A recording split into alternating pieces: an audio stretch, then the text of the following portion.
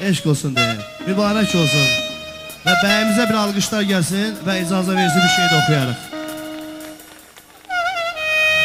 Könlüm oldu yenə də qamətin heyrani,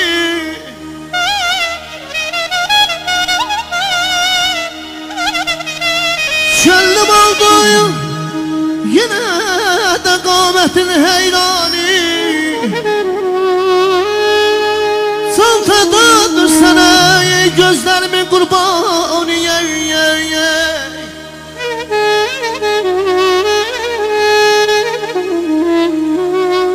heysən heysən oy gözəl xaliqə ki,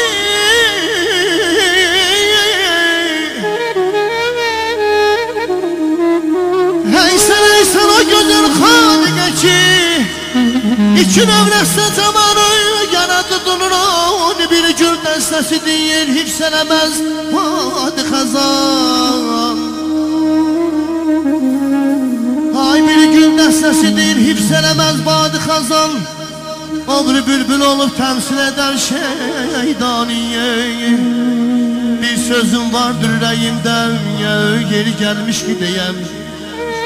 Bir sözüm vardır yar, yeri gəlmiş ki deyəm. Neçə müddətdir saxlayıram pünhani, əzi minaya dəyər, qaşlarına ay tazə bəy minaya dəyər. Bir var bir günə dəyməz, bizim bugünkü məclisimiz minaya dəyər. Yar aman aman aman, can aman aman aman ya,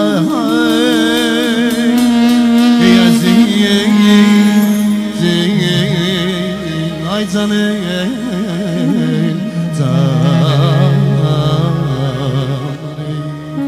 Bir zaman koy